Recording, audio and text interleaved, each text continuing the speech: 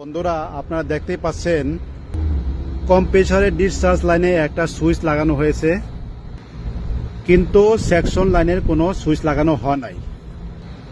তাহলে শুধু ডিসচার্জ লাইনে কেন লাগালো, এর কারণ কি?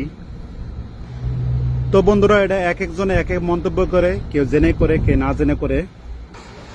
তো আজকে আমি আপনাদের সঠিক তথ্য দেবো আসলে এটা লাগানোর কারণ কি, এটা কাজটা কি। বন্ধুরা যদি দেখেন যে সেকশন লাইনে সুইচ লাগানো হয়েছে, ধরে নেবেন ওটা গ্যাসের জন্য লাগাচ্ছে, তো গ্যাস যদি কম্প্রেসার না থাকে তাহলে কম্প্রেসার চলবে দেবে না।